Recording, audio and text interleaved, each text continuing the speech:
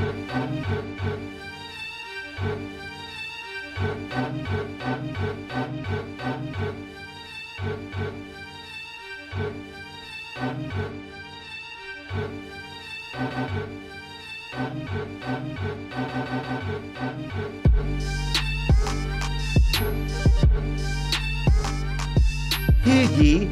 ye, gather round for another edition of Young Kings Wrestling featuring the JDF Memorial Sovereign Soundboard. As always, you can find us on most platforms streaming your favorite podcast episodes, including Spotify, iTunes, YouTube, Google Podcasts, iHeartRadio, and Amazon Music. If you're listening on the iTunes or the Spotify, I believe you can leave us a review of the 5-star kind. Subscribe to us on YouTube at YK Wrestling. Links to all the platforms and merchandise available at ykwrestling.com. Welcome back to the Nuckafew Buckingham Palace. As always, I am the thespian TC Fontaine, aka TC Light, aka TCF Baby. Please say the baby.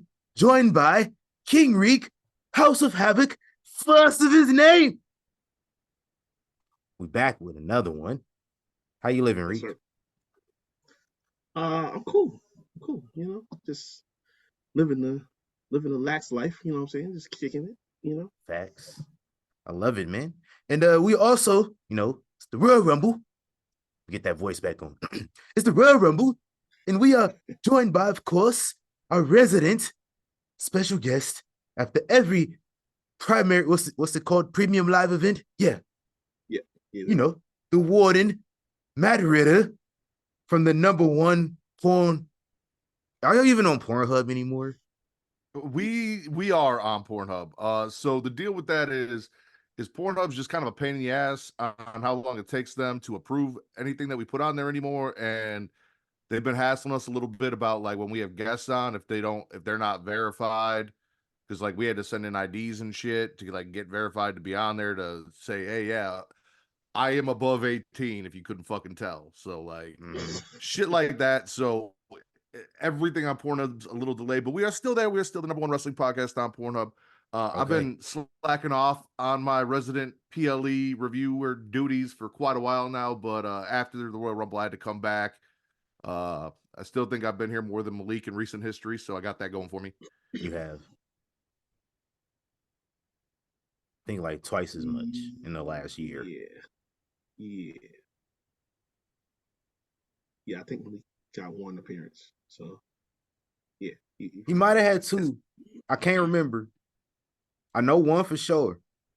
Yeah. That was an anniversary joint. Yeah. Facts. So appreciate you, fam. Absolutely. Coming through again. Royal Rumble was a fun time. So, of course, let brothers know. Hey, man. I get my shout outs out the way real quick. I just got a couple shout outs. First off, shout out to Titus Bullard.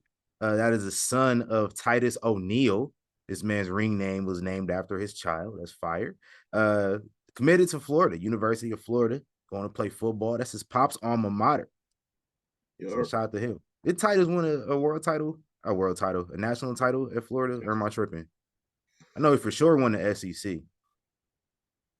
Or it might have been a bowl. It's Googleable. Let's see. I might have said my dude's name wrong too. Because this what they last won it in 08 or 09. I think it was 09. It was 08. He might have been out already. Yeah, he was there in 2000. Damn. Oh boy, old. Yeah, he played from 97 to 2000. Let's see. So he was in the wrong Florida school. Facts. Should have went to the U. Mm-hmm. Yes, I know he ain't win no titles there. Won some bowls though, for sure. Yeah. I don't care that much about Florida to go that deeper into it. Pause. Yeah. So we're just gonna leave it there. Shout out to Titus Bullard, going to his pop's alma mater, and shout out to Titus. I was thinking the other day, like, Titus O'Neil, he got a story that's like for a movie, low key. I think you can make a movie that was based on him. Maybe not like a full blown biopic, but like a some shit that was based on a dude that just had a crazy ass life growing up, crazy circumstances upon his birth, if you know, you know, and plays football, goes to the WWE, Hall of Famer. He a GOAT. Shout out to Titus. Mm-hmm. Right. Shout out to both Tituses, man. And I want to also give his shout outs few different people, 9 people to be exact. My boy Kobe Bryant, Gianna Bryant, John, Carrie, and Alyssa Altobelli, Christina Mauser, Sarah and Peyton Chester, and Ara Zobayan. You know, they all passed away 4 years ago this week in that helicopter crash. The day of the Rumble. The day of the Royal Rumble too. Crazy. And y'all know the Royal Rumble my favorite pay-per-view. So I had zero interest in watching the Royal Rumble until like midway through that show. I think like the Women's Rumble, like, you know, when all the legends and stuff come out at that point, you know, it's like I'm getting excited. It took a minute for me to really care about that show. I'm gonna be real with you. Oh yeah. So in the Men's Rumble, you know, the Men's Rumble just made you just forget for that brief moment. Shout out to the 2020 Royal Rumble. 2020 Royal Rumble was fire. That's top 3 easily. It's up there for me. It's like all things considered about like this situation and everything, like that's up there for me. What's your favorite Kobe Bryant moments? I don't know if you got any, Matt, but Damn. Can I say the 81 game? Of course. Oh man. Dudes tried very hard this week to break that 81 too. Nope. Jesus I don't Christ. appreciate that. Because somebody gonna do it. I'm gonna be mad. It's gonna be somebody I don't like. To get back over Boston 2010. Yeah, that's mine. You had to love to see it because, you know, he do it without Shaq. You know what I'm saying? They did it twice. Boston was feeling themselves, and he was like, "I bet, let's run it back." That hurts, man. Yeah. That's all they got is that one thing over us, that 1 year. Mm-hmm. Because nobody I know seen them win any other championships before that one. Because nobody was alive. So nah, they got that one that they got, and they be like, all right, we got the yeah, shut up. Nah, yeah. 2010 Boston. There was a game we played in like 2013, I think. And this dude dunked over Gerald Wallace and Chris Humphreys. And I don't know. I just like that's one of my favorite games. I definitely thought we was about to lose that game. Was trying to get into the playoffs. This is like right before he tore his Achilles and shit up. It was like maybe a week or two before that. And then of course the retirement game, you know, 60 points. Oh yeah, for sure. Dropping 60 last night at work. Crazy. Does it have to be a basketball related? Nah, seen him on a TV Kobe show. Won an Oscar, right? Yeah, he did. Yeah, he did. See, that's hard. That's hard too. You go retire and you win an Oscar like 2 years later. Mm-hmm. That's hard. Yeah. Shout out to my boy. Yeah. Apparently, he also baptized Ben Wallace. So there's that. He did. Ben Wallace, Dwight Howard, Steve Nash, Hakeem Olajuwon. He did that too, but that one didn't count. Unfortunately, that was a charge. So, yeah, there's video footage out there though. Shout out to the GOAT. That's my GOAT. Yo, no, I got multiple GOATs. Hey, we all do. Yeah, I know. Yeah, I got multiple GOATs. We're gonna talk about some more of my GOATs later on. So we're about to have another GOAT coming soon. Them boys done dropped another one. We're gonna have Taylor Mania, or you gonna have Taylor Mania out in your city. It's official. Hey, the Ravens lost. That's all I care about, man. You know, I'll rock with Baltimore, man. Listen, when you got black people when it's nothing but not even black people niggas, and it's just niggas just rooting for you just because you black, that's cursed right there. You're gonna lose. You automatically done lost. That's why Lamar Jackson has won 2 playoff games his whole career. That's the reason. He been in the league, what, 6 years? 2 playoff games. Yeah. They about to drag this man. It's about to be the longest week of this man's life. Hey, it ain't even his fault neither. It's really not. It's hashtag you niggas. So are you not excited for Taylor Mania in Vegas? You're not, man. It's gonna take all the attention off the black man. We got Usher performing, and that's just crazy to me that he ain't even gonna be the artist that's most recognized. He the halftime performer. You know how big the halftime show is. It's just all the attention off Usher gonna be put on Taylor Swift the whole next 2 weeks. It is what it is, though. Shout out to Taylor Swift, though. Man. She seemed cool. She out here getting AI regulated and stuff. I love it. ooh, I love it. Oh, that's crazy. Somebody had to do it. That's crazy. It just so happened to be Taylor Swift that did it. That's crazy to me. Damn. Now we got bad blood for real. I was gonna say some of those pictures, they're a little more smacking the raw than Young Kings Wrestling when I went on Twitter and saw what came out. People wilding. Yeah, man. Mm-hmm. Which is crazy. I've seen like them pictures circulating for a couple weeks now. It just so happened this one dude with like 1 million followers just happened to post it, and then that's when it blew up. Yep. R.I.P. Bozo. Why are you doing that? You can't do that. It's the algorithm. Yeah. You can get away with dumb shit when you're little. When you're big like that, you can't get away with dumb shit. Right. As someone who gets away with a lot of dumb shit, I know that. Truthfully. Hey, let's get into these birthdays, man. Happy birthday this past week. It's a couple people on here who might be racist, but we don't know. Start off with the first one, Tully Blanchard. It's very possible there, but happy birthday to him. Nigel McGuinness, La Rosa Negra, shout out to her, the person who killed Tully Blanchard's daughter's career. Love it. Ooh, love it. Jay Briscoe would have turned 40 this past week. RIP to him. RIP to Mike Awesome as well, who would have turned 59. And then Road Warrior Animal would have turned 64 as well. So RIP to those legends. And then happy birthday for Vince Russo, your boy, Michelle McCool, Ace Steel. You know, he be biting niggas out here. Honky Tonk Man, Sheamus, Shark Boy, and Sasha Banks. Happy birthday to them. This week in wrestling history, 1993, RIP Andre the Giant. Another possible racist. I heard. Yeah, possibly. That's a lot of races too, like that. Yeah, Tully Blanchard, Honky Tonk Man, and Andre the Giant. Tough. Damn. I mean, Jay Briscoe too. Shit.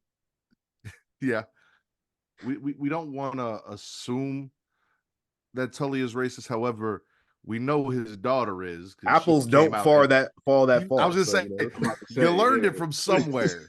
So it is what it is. Hey, he was rolling around with Rick and all of them too. I'm about to say. Hey, listen. Like Matt said, we don't want to throw that assumption on people, but that's why I say his possible. Wife was really racist. Yeah, maybe. Maybe she got it from her mom. I don't know. Huh? Anyway, 1994, man. Bret Hart and Lex Luger, they both win the Royal Rumble at the same time. First ever co-Royal Rumble winners. And Bret didn't go on to WrestleMania. Who went on to WrestleMania? It was Bret. Yeah. Mm-hmm. Yeah, because that was the year they had Vegas? was it? No, that was Mania 10. Yeah, that was Mania 10. I think that was the year they had they gave them both a title shot. Like Brett had a match with him, and Lex had a match first, and then Brett had the match later. As y'all can tell, I watched one match on WrestleMania 10 ever. That was a ladder match. I don't think I'll see any other match on that show. Yeah. I'm lying. I've watched WrestleMania 10 before, just like I've only seen it one time. I only ever watched the ladder match. Brett and Owen to kick it off was some fire. Shout out to Brett and Lex Luger. Men on a Mission versus the Quebecers. Mabel and Mo out there. Man. RIP to Mabel. Fact. On the same Royal Rumble, the Undertaker also died for the first time. Got his ass cooked by Yokozuna and like Jeff Jarrett and some other dudes. Rikishi was out there. He was out there too. Bam Bam Bigelow was out there. Everywhere he ain't supposed to be. Facts. Where you at, Keish? We looking for you. We've been looking for you. 1995. Bret Hart won the Rumble in 94, but then Mike Goat won his first Rumble. Shawn Michaels did in 1995 as well. Repeated the next year. So a lot of repeat talk we're gonna be talking about today. 2000. Yep. This week is usually the week they hold Royal Rumble, so it's like nothing but Royal Rumbles. When I was doing my notes, I left out hella stuff, but I kept some stuff in. 2000, The Rock won the Royal Rumble, and on this same show, Cactus Jack versus Triple H in a street fight, classic match. The Hardys versus the Dudleys in a tables match, another classic, and Mae Young let the titties hang too. That happened on this same episode. Yeah, I actually watched that Royal Rumble live. And let's see, 2000, I would have been 13 years old. So 13 years old, the first live set of breasts I saw on TV were Mae Young's. And they didn't have the censor bars. I don't think they tried, but those things were swinging out of the like they tried. So they had the same censor bars like they have on like the home video like replays, or like was that added in afterwards? So, if I remember correctly, it came like she did her thing, and then the censor bars tried to come up and keep up with it, but they couldn't. I think she let them hang first, so I think they added censor bars in a little earlier, but they weren't out. If I remember correctly, because it was 24 years ago. They weren't just out the whole time on the pay-per-view. That they did try to save us a little bit. I mean, hey man, they was faulty back in the day to begin with, because I pretty vividly remember that happened with Jacqueline too. Them big ass shitty was just flying. Jacqueline twice. Yep. Miss Kitty once, and Mae Young. I remember yes, Cat. Yeah, y'all was tripping. Y'all was tripping. Jacqueline just goes on UK pay-per-views and they just. Yep. Shout out to Jackie. 2003, Tough Enough 3 final. Got our winners, Matt Capitelli, RIP, and John Morrison. Shout out to John Morrison. Shout out to him. I seen a clip of him on like Ring of Honor this past week, and he just like slid out of the view. What the hell was that about? Did y'all see that? No. No, I gotta find it. I don't think so. I don't keep up with Johnny Honor or whatever the fuck he's called himself. Yeah. Nobody watches Ring of Honor anyway. So. If who watches Ring of Honor for real? I want to know. That's it. Because that means you're spending money to watch it. I'm about to say, yeah. I mean, I know from listening to Young Kings Wrestling that there are people that'll spend money on dumber shit than Ring of Honor. Like $13 worth of money. $13. Ring of Honor, I don't think costs that much.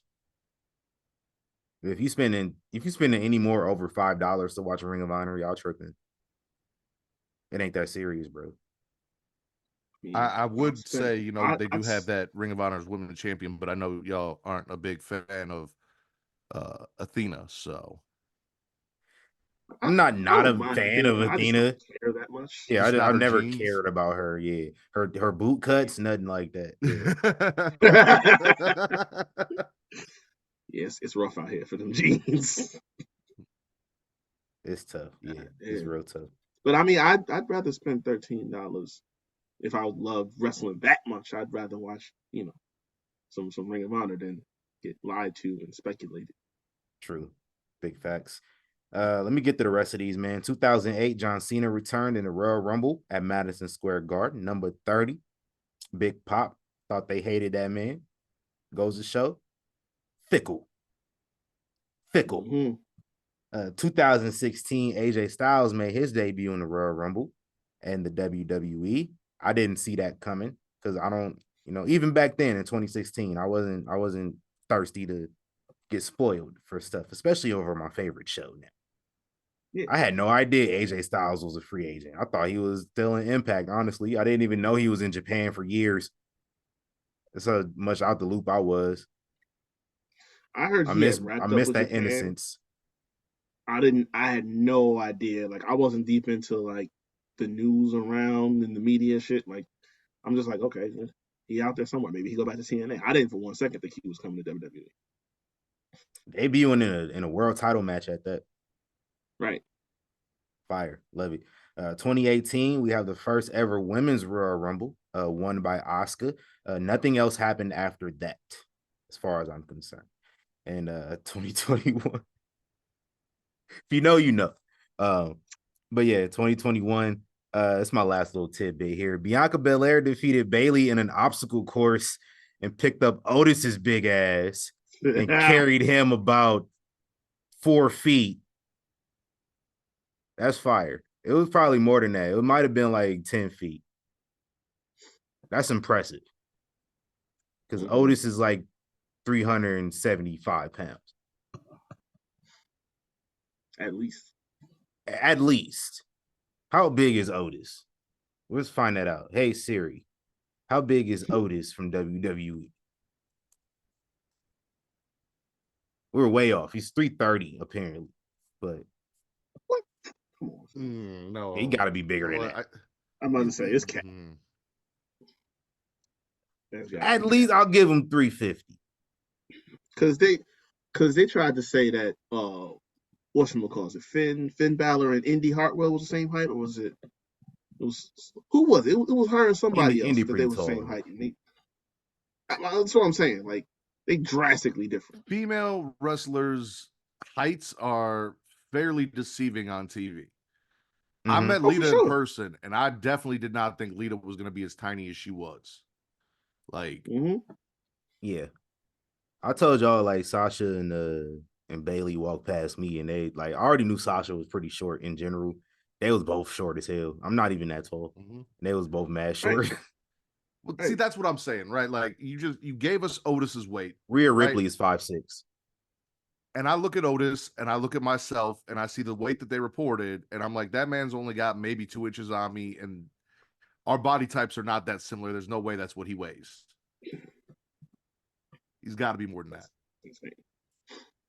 Big meaty dude though. And this dude Rhea's 5'6". That's insane. She 5'6", 5'7", something like that. Yeah. She looks like she's 5'9". TV is a son bitch. Yeah, TV be lying because she was definitely face to face with what's her name? Not that long ago, Raquel. Yeah, you know Raquel's and like Raquel be looking like a skyscraper on TV. Yeah, Raquel's like a legit 5'10". Well, Bridget, one of our co-hosts at Creation World, watched her first ever Royal Rumble, and she's like, damn, Bianca and Jade, they're really tall. How tall are they? And I told her, I'm like, Bianca's only like 5'7". Right. And Jade's like 5'10". It's crazy. Yeah. That's wild as hell. We can find Jade's real height that she used to hoop. 5'10". Is it 5'10"? Who's 5'10"? Jade and Charlotte. Yeah, Jade is 5'10". Like, shoot. You go find her Okay. basketball profile. It's out there. Everybody Right. used to do different sports all the time. Weirdest thing ever. So you type in Jade Cargill's height, and underneath it says Bianca Belair 5'7", Charlotte Flair 5'10", Nia Jax 6 foot, Tiffany Stratton 5'7", and then Brandon Phillips 6 foot. I have no idea why Brandon Phillips is listed next to all of the female wrestlers. Brandon Phillips can't fight.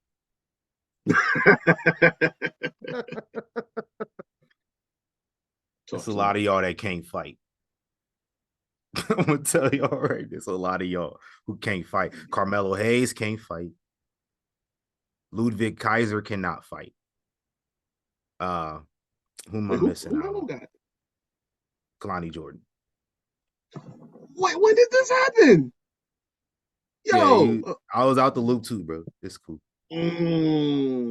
Makazi definitely cannot fight. We know that. We don't understand. That's been established. I'm gonna just say I respect our veterans, so I ain't gonna speak on Montez Ford. I'm just saying. Because he probably can't fight for real. Yeah. Truthfully. I know Trick. Just I know, like if it ever came to conversation, I know Trick could fight. Oh yeah, Trick looked like he could fight. He looked like he used to be the bully when he was a kid. Like he got that. He got a childhood bully face to me. Right. That's just me though. He low-key looked like one of He definitely like somebody's cousin for real. You think Karrion Kross can fight? Cross my dude, and I listen. That's all you do.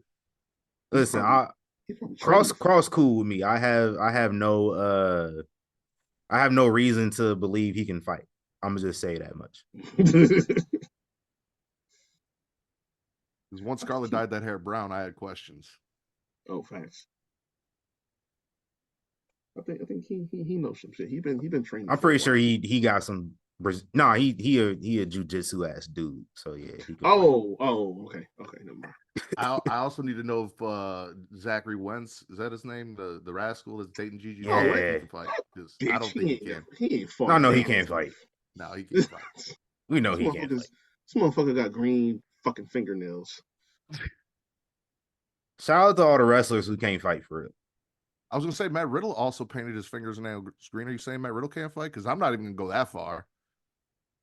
I ain't stupid. I watched the man do it.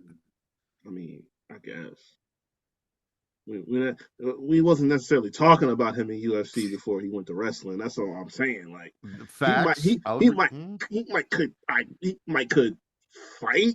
Okay, but like, I'll tell you a UFC wrestler who I know can't fight. CM Punk can't fight.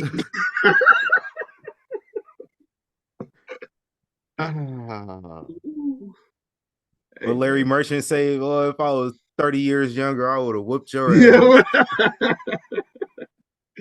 Oh, that's like top 5 interview of all time.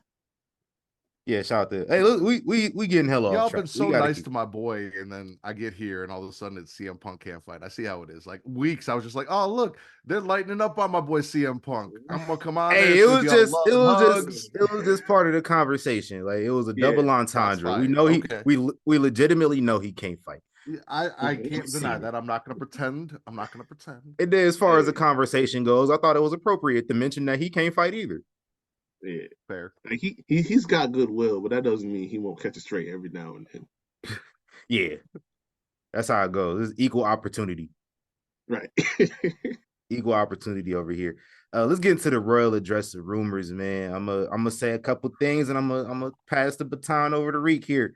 Because I got blindsided completely by a bunch of news on Tuesday morning.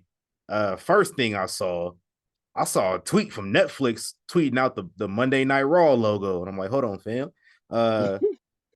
What is going on? So apparently, I come to find out that WWE and Netflix came to an agreement for Monday Night Raw, moving Raw off of television for the first time ever. 10 years, $5 billion beginning in January of next year. Netflix will become the exclusive home for Raw. in the US, Canada, UK, and other territories. They'll also replace the WWE network in international markets. Peacock, they're coming for you, nigga. That's how that's going. We know how that's going to work. Raw will possibly be moving off of Monday nights. I don't know how to feel about that. I've gotten so used to Raw being a staple of my Monday evenings, and I don't know how to feel if they ever move off of another day. Because that'd probably be one of the moves where they're like, oh yeah, well, let's move it back when they realize it's not a popular thing amongst people. I haven't had Netflix in almost a year now. I didn't plan on getting it back, but I'm gonna have to. Yeah, they got me tight. Like I was comfortably living without Netflix for the last like 4 or 5 years probably. But it's like I can't be mad at a money move. I was not anticipating going back. Like I didn't need that. Yeah, Netflix also got more expensive in the time I haven't had it. Right. So and I saw as that started happening, that's why I'm like, okay, let me just go and exit because I don't a lot of the shit that y'all got on there I don't look for, so it's yeah. cool. I got plenty of other stuff. And then they started getting fire stuff on Netflix after I let it go too, which made me even more mad. Like I'll probably drop Netflix before Peacock came around. So it's been a minute. And then I just see them filtering all this stuff in here, like thanks. Raw also won't have a home for like the last quarter of the year. So I don't know what they're gonna do about that. I did hear Maybe that too. Stream it on Peacock. I don't know. Might have to, because and that's fine with me if they do that. Yeah. What we got? Taco Bell? Jack in the Box? Sonic. Okay. Shout out to Sonic, man. Okay. Oh, you got it. Oh, baby. That's adorable. You want to come say hi? Hi, Zoe. Shout out to hi? Zoe. Hi. What's up? They said, what's up? I need this. Oh, you need to hear? Oh, yeah, she needs to hear. Hi. How you doing? Hey. You're doing What's good? up? Awesome. Thanks for bringing Dad a plate. He appreciates it. Yeah. Can I have the headphones back so I can do my show now? Yeah. Thank you. Awesome. That's so cool. We spread wholesome content on this show, y'all. Facts. Shout out to Zoe Ritter in the building. Facts. Oh, okay. She's just gonna wave that flag back She's there. gonna wave the flag. Love it. I love it. Hey man, what's your Sonic order? You got some tots? Got some tots. Got some popcorn chicken and a chili cheese dog. Popcorn chicken is fire. Okay. Yep. With a little honey slushy. mustard. No slushy? No, I went with the Sonic mixer, the M&M. Okay. Yep. Oh, okay. Yeah, I got you. That's still. I ain't been to Sonic in a long ass time. I might have to. I haven't either. I was looking. We were talking, and I was like, "Hey, do you want Sonic?" My wife's like, "Yeah, give me some tots and a root beer float." I'm like, "I got you." They got cheesy tots, right? Like chili cheese tots, don't they? They do have chili cheese tots. Hey, yep. Might have to make that move. Yeah, I had me a slushy the other day. Nerd slushy, blue raspberry. Yeah, listen.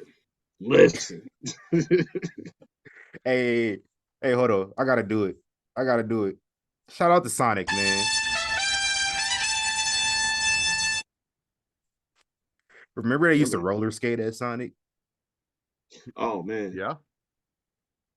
It's hard. Damn, none of that no more. Hell no. Somebody must have bust their ass. I was about to say, yo, you ain't seen that video? The one dude had a whole stack full of drinks and everything like that. Oh, yeah. Everything. Oh, it was a I remember seeing that.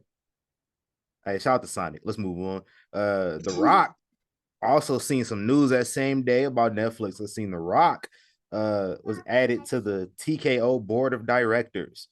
Also entered into a merchandising agreement with the WWE and has officially gained full ownership of the Rock name.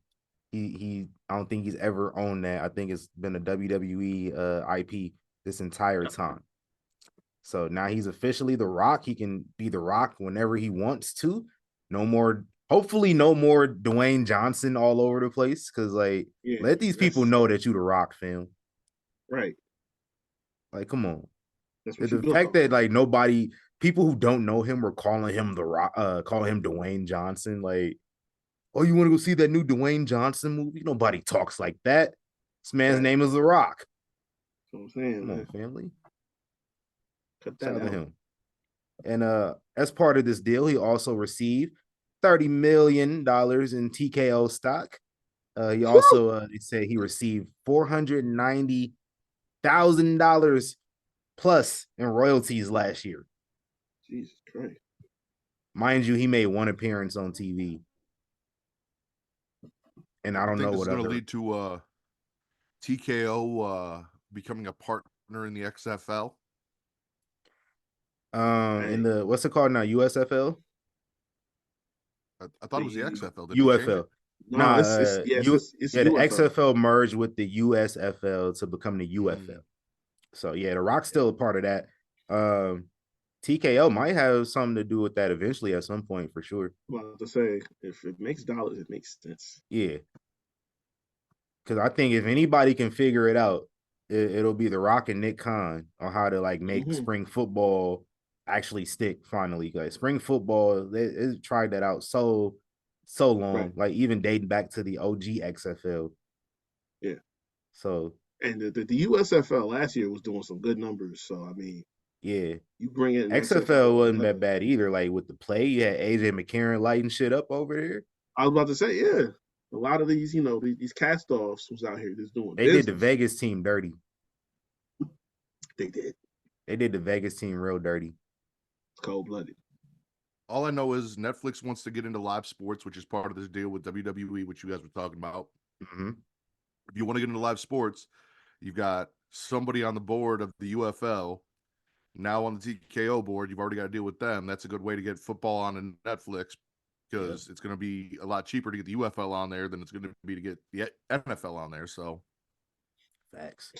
So hey, Netflix, I need to get that streaming together by January of next year because I'm not about to be missing out on my wrestling family. Right. Like, I know, like when they just started doing live streaming events, like sometime like early last year. I remember they had Chris Rock. They had a Chris Rock special. Yeah, had a little bit of difficulties watching that. I'm just saying, I'm gonna need if I'm gonna be watching this on a weekly basis and paying y'all money on a monthly basis, I'm gonna need it to work. That's what I'm saying. So get all them bugs situated now before I hop I'd like back to believe that WWE's been doing that in-house for so long that they're going to take care of that side. Like, hopefully. Yeah, man. Hopefully. If I'm getting back on board with Netflix, then I need efficiency. Big facts. Shout out to The Rock joining fellow Black Canadian The Weeknd on the Keep a Check nominee list for 2024. Because The Weeknd, they announced he got another theme song at Mania this year. That's 5 years in a row. That's five. 5 WrestleManias in a row. That's Can't wild. stop, won't stop. It really is though. Never mind. I'm not gonna. I'll just. One of them years he had two. He had two songs too. Well, he had from 36-37. He had the two songs off of one album. This is the third song off of that same album in the last 3 years. Right. He's just cycling all the songs. So y'all see that show that he had with Johnny Depp's daughter? No, I didn't watch that shit, man. No. Okay. Well, if you do, I saw enough of it through my film buddies, talking shit. So I didn't need to watch a lot of it's reminiscent of some other. Maybe he knows some stuff. Maybe that's how he got 5 years of WrestleMania back to back to back. Yeah. Oh boy. Here, take the baton, Reek. I'm done. Well, we done had fun. 2K. Now Let's talk about 2K real quick. Oh, okay. My bad. Yeah. The other before we get to that, 2K dropped some news. A lot of wrestlers had been making posts and stuff like that about this particular date this weekend at WWE 2K, and turns out we got 3 covers for 2K24. The first one features Cody Rhodes on the cover. The second one, first time ever, we got not only one but 2 women on the cover: Rhea Ripley and Bianca Belair. And the third one shows 40 years of WrestleMania. That's going to be a feature in the game from number 1 all the way on through 39. But yeah, those are the 3 editions. The regular is going to have Cody. The deluxe is going to have Rhea and Bianca, and the other edition is going to be the 40 years of Mania version. It looks dope. I don't want to see any more commercials with those animations because they're cringy. Oh man, scary as hell. Yeah. I'm also gonna need Terry to sit his old ass the fuck down and shut the fuck up about maybe having Evergreen match. Yeah, I'm That's a big ass dog. I know I saw a dog tail somewhere. Yeah. That's Ozzy. He's a black lab. Okay. Yeah, that's a big ass dog, man. Yes, sir. Yes, sir. Nah, how the fuck they gonna do WrestleMania 20? That's a question I want to know. It's the same. They're gonna do the same thing they always do. Well, I don't know. Are they gonna do Eddie and Kurt instead? I mean, they probably can now, as opposed to 2K14 when they last did this. So I mean, yeah. But I mean, I don't know. The old faithful is John Cena and Big Show, which really wasn't much. That. They can what else can they do from there? I don't know. Last time they did Brock and Goldberg, but nobody want to live through that again. Yeah, there's no point in doing that again. Y'all did that when Goldberg was on the cover. Like, right. And it was not it then. I want to hear them. I got it. She doing more airtime than Malik. That's crazy. Man, she been on more episodes than Malik has. That's her second episode. She wasn't even born when Young Kings Wrestling was founded. Look at this shit. She wasn't. Damn. Yeah, man. But I'm hyped for that. I gotta. Yeah, I might have to cop. Oh, for sure. I gotta get on my Legends PS5 edition agenda. only. I need the Bianca cover for sure. I don't even got a PS5. I will get one. Whenever this and whenever NCAA come out, I'm gonna have to get me a system by that point. Oh yeah. I'm just waiting for those to come out. I'm NCAA. I've been waiting for it forever. Now, do I need to buy the cover with the WrestleMania cover to play that game mode? Because I know how 2K they charge you for every game mode and shit. Yeah, so, that ain't about to be cool.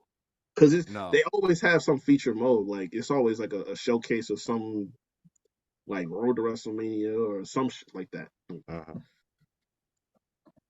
Okay, we'll see. We'll see when the time comes. What else we got, man? It's the only other thing we got. Oh man! So that massive elephant in the room. We're just gonna jump into this here. Hold on. I'm packing the air. This gas what? These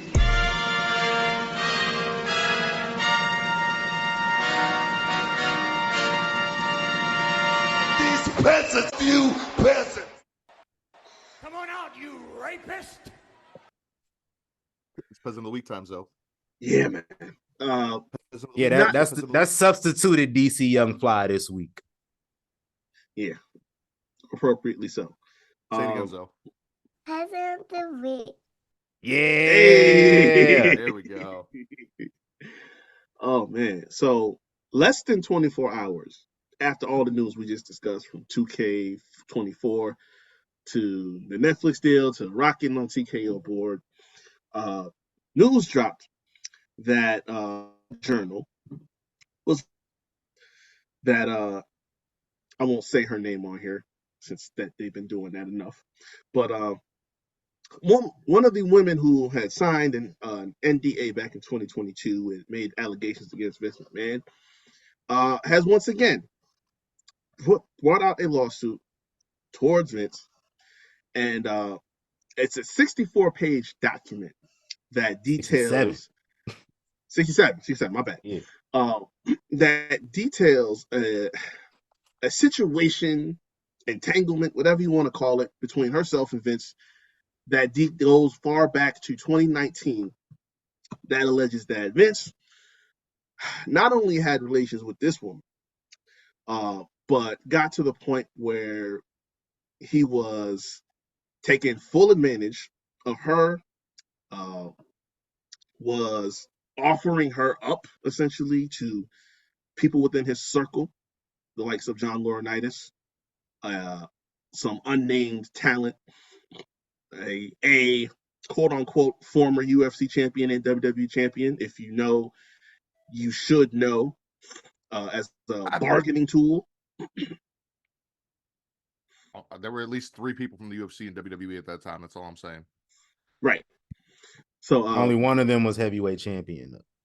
Exactly.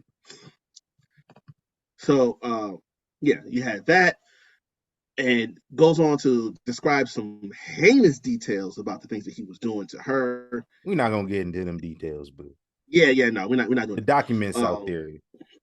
Right. Y'all read that at your own discretion.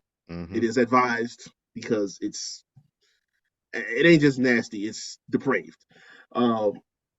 But yeah, it details that. It details several other people who were involved, and just things like pictures and videos that were sent out to several other people.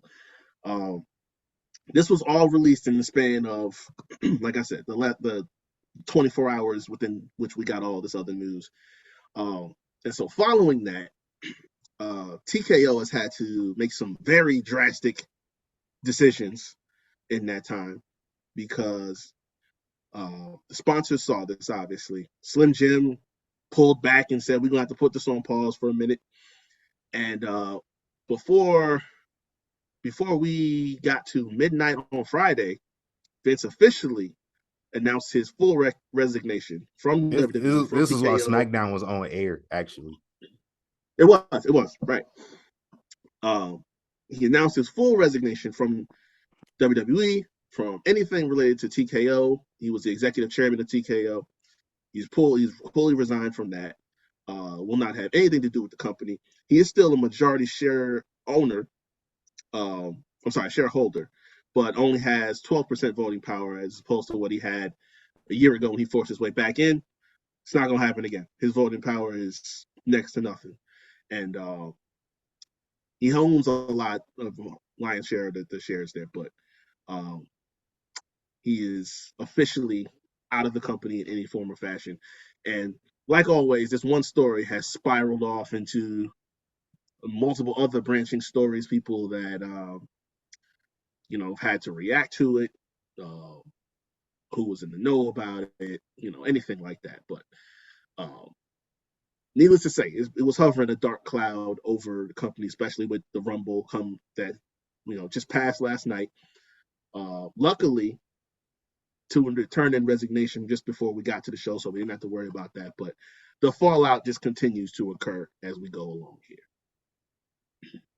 He'll do a lot of bad shit, but he won't fumble a bag. As soon as they started pulling sponsorships, he's like, all right, I'll leave. Right. Well, yeah, of course.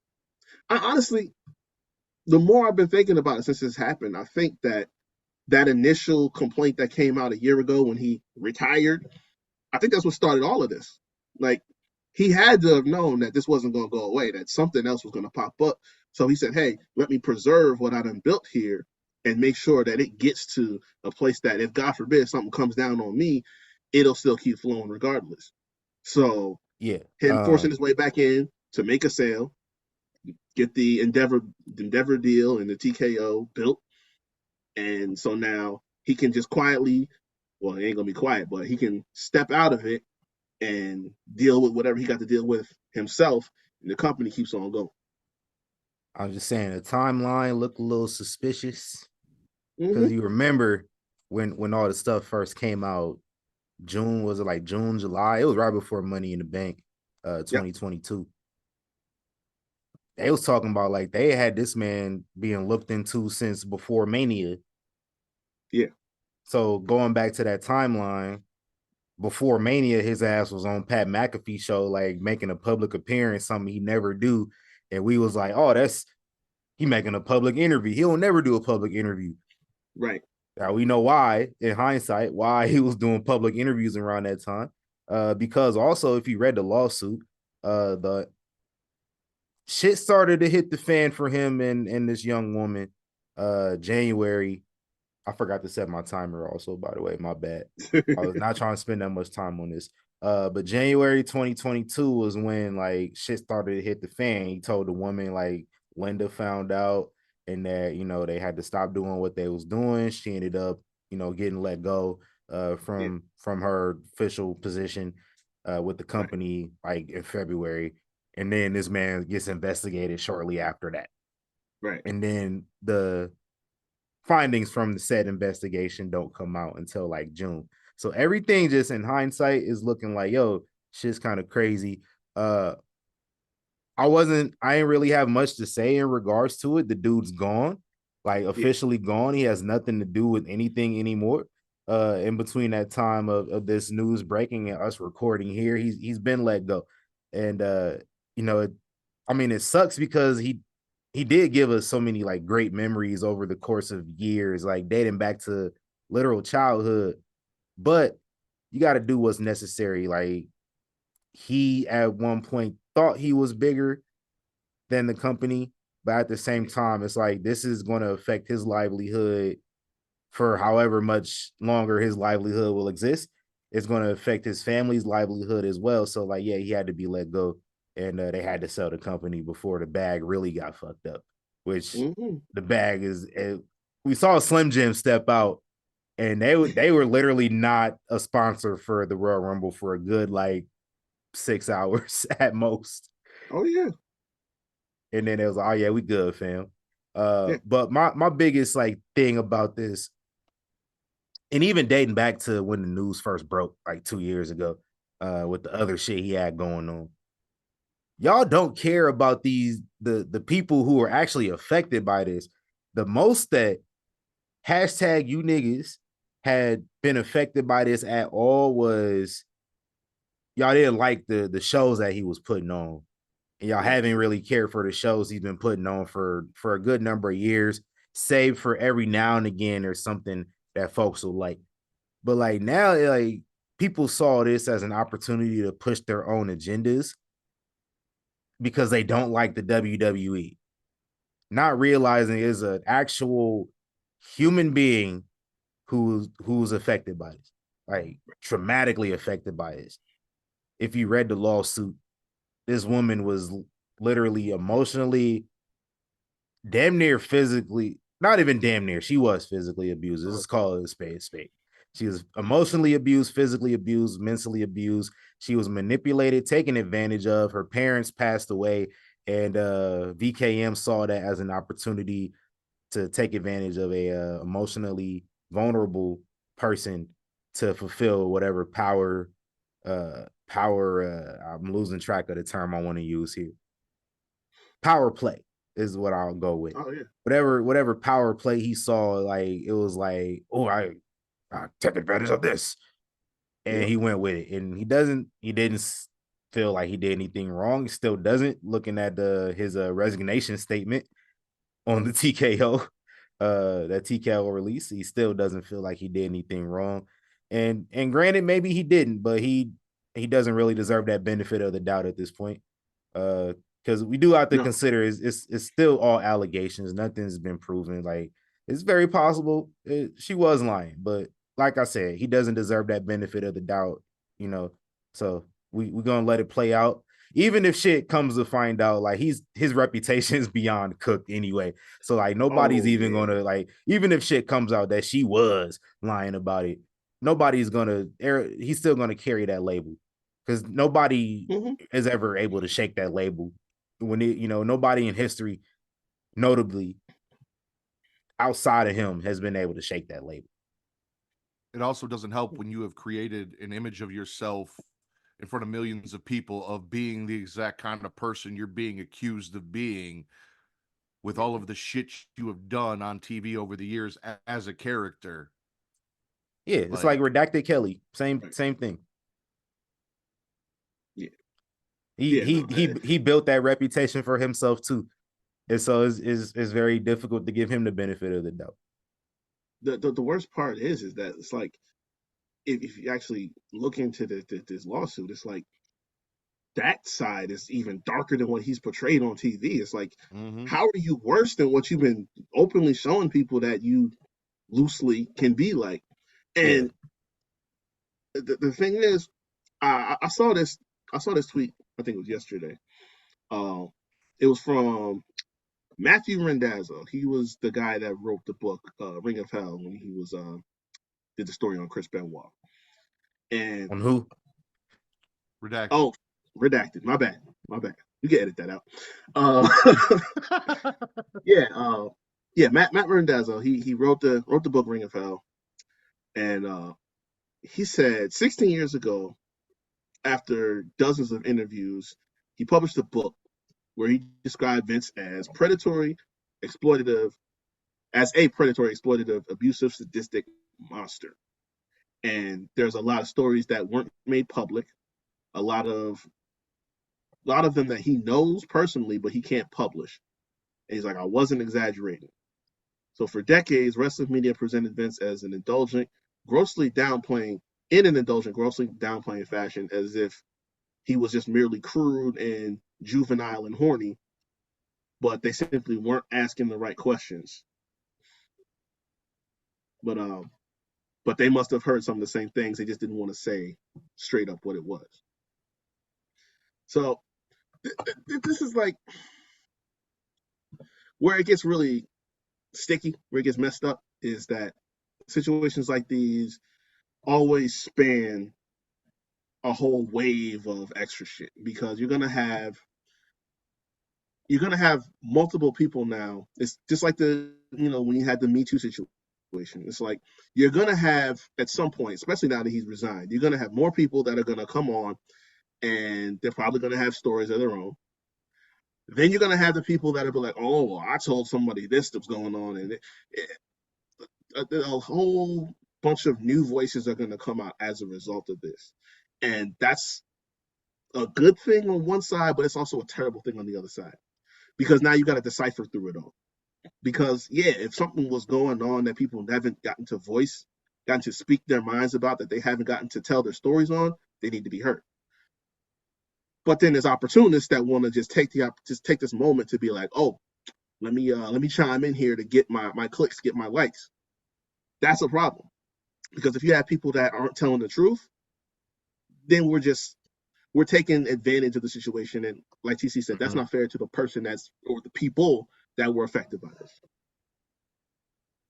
Y'all just mad about, he didn't, some of y'all that was actually working for him mad he didn't book y'all away, or right, whatever other agendas. You got the people, the hashtag you niggas, y'all trying to say whatever it's gonna happen. Y'all want more people to be victimized by this, so it could come out that somebody else was complicit, so y'all can have y'all favorite person booking the show. Like, that's stupid. Like, it ain't about who booking the show at this point. Yeah, like, and my favorite thing to hear about, well, not really, I'm being sarcastic, but it's like the people that want to be like, oh, well, I mean, I guess if Triple H know about this and this person know about this, and that, like, y'all realize that this man A just battled a life-threatening illness, his heart situation, and then was told a couple months after he came back that he is going to be basically in charge. Like, Nick Khan's the CEO, but the day-to-day, the creative, and everything like that, he one of the people that voted Vince out. Right, exactly. So it's like, okay, sure. Plenty of people probably knew that the man was nasty and a pervert. How many people knew he was really on that time? Yeah, y'all think that he was. Y'all know every little detail or sexual lives of the people y'all close with just because they family, right? So in that case, I see people saying like, "Oh, that's Vince's son-in-law. Of course he knew," and it's like, okay, we want to play that game. You'll think he knew. Then Bryan Danielson also knew what was going on too. We playing that game. I'm about to say exactly. And John Cena. And right. But like, if we want to play that game, Bryan Danielson also knew, and I don't see nobody bringing his name up because he don't work for the company. He don't work for he don't work for that company, so y'all ain't gonna bring his name up. He worked for the company y'all like, and y'all always moving the goalpost about what they be doing over there. We just talked about this a few weeks ago with Jericho, how they was moving the goalposts. Like, Yeah. Have the same energy for them people over there that y'all have for Vince, just because y'all got a gripe against Vince, so y'all want to hold that, hold him accountable and have that same energy. My favorite thing was all the people doing the exact opposite, saying, "Oh, where are all the people that were talking about Jericho that aren't going to say anything about Vince?" I'm like, who the fuck's not going to say anything about Vince? As somebody who watches Right. both products but is primarily a WWE fan, I've been very clear that if the allegations are true, Vince needs to be prosecuted to the fullest extent of the law. He's a piece of shit, and put that motherfucker under the jail, because that shit was disgusting. Like, nobody's out here defending Vince and saying he's cool and he's okay. Nobody. Yeah, and the thing is, we've never Had that been same like energy that. y'all had Yeah. for Benoit. I said I'm his about to name say, too. My bad. Players fuck up. he's got this. The craziest irony is all that is that Vince himself is now about to be on the redacted list, because it's like we've never once called since the time that we've started this, we've never called Vince innocent or an upstanding citizen by any means. He has just happened to build this product of something that we have watched that virtually our whole lives. That is the only thing that we can say as far as the positive category. But Facts. this does nothing more than just put him further onto the negative side, because he was there already in general. Mm-hmm. But this whole like, oh, where were people at with it? Like, listen, at the end of the day, who's really holding him in that high regard? Because I've never seen anybody do it, truthfully. I mean, And there as are well, they people, shouldn't. but like it's mostly the people who became millionaires because of him. Well, But like, ain't nobody. The main people that's holding him up there is probably the people that's implied and named in this lawsuit as well. They probably the only folks. yeah. I will say though, if there was anybody who may have known some shit, And everybody one, got to go. I'm about to say, one of them is not here anymore, Pat Patterson, Mm-hmm. because he probably would know some shit. But the other one, and you might not have much time left on this one, Jerry Briscoe. I guarantee you he knows some shit. But I don't know. Haven't heard from Jerry yet, because I thought he was still. Is he not still his attorney? Jerry McDevitt. Yeah, Thought he retired not that long ago. that's right. He did. Well, might want to hire that nigga back. Talk to him or Facts. something, because this ain't looking good. Damn, I done froze. Yeah. But yeah, him. The lawsuit mentioned a referee, and I saw they said it was a former referee, and so now I'm thinking all the referees that was there around this time too, Yeah, who are no longer there, and there's like one long time referee that's not there anymore that right. I'm thinking of. I'm pretty sure like Bruce might be one of them niggas. He probably gonna have to go. Oh Kevin yeah, Dunn was be already wildin'. out here before all this stuff came out. He knew. And He that's definitely looking knew. funny now too. Yeah. The fact and they got him the fuck up out of here though. Right. They've been So saying it for the longest time. Like, oh yeah, they haven't really been rocking with him like that, and he feel disrespected. Like, okay, it's called right. distancing yourselves. Facts. So You yeah, know, you know. let y'all know what I'm gonna say. Let it play out. Mm-hmm. Because like we don't know how much further this gonna go. Right. And just making assumptions of other people is not cool. Especially them people who didn't have nothing to do with it. But I'll leave on this because this is what this reminded me of. And this y'all know I'll be watching SVU, fam. So I'm on my Law and Order. This came out the same day that the new episode of SVU dropped. This shit was way more interesting than SVU's episode. I'm gonna just say that much. The SVU episode was kind of trash. Yeah. It was kind of bad. I love it. Real quick. What up? I know we off the peasant bandwagon now, but I got to throw one to Ryback too, because Oh Lord. this motherfucker could not wait after this news dropped to be like, oh, the truth has finally come out. I told people forever. Like, bruh, please go back to your cave and stop speaking. You I know also Maria said has something to say too. Oh, I'm sure. So Ryback was also saying some shit about Vince's mom and all sorts of out of pocket bullshit. So he Right. needs to just sit down and shut the fuck up. Can we add Please, Reek's internet to Peasant nah, Elite? it's not even. It's not even the internet. I be telling him all the time. It's this camera. So They do all the time. yeah, like if you so much as like tap it, it's gonna freeze up. So I might have to drop off real quick and come back. I hear him talking, but it looks like he's about to sneeze, and he has for about the last 5 minutes. Yeah, yeah. It's just the camera. But yeah, I'm gonna do a quick jump in, jump out. Oh man, see, this what we had to deal with for years now. Actually, if it ain't the internet messing up, it's the camera. You know, remember the camera used to be wigging out, like it started glitching. It used to do that too. Yeah, we used to call it unfriended. We'd be like, "Oh shit, Rick's about to get unfriended." Yeah. This is what I'm saying. Listen, go to ykwrestling.com and get you some merch. And then we're gonna use the merch money and we're gonna send it to Reek and get him to upgrade his systems, get him to upgrade his camera and upgrade his whole studio situation. That's what we're gonna do. Hey man, I appreciate that. Yeah. Let's do that. Can I kick this? Oh, I was gonna boot the other Reek out the way. All right, we back now. We good. Yeah. Let's talk about the Royal Rumble. This is one of my favorite shows. It is my favorite show. I like the Rumble more than WrestleMania every year.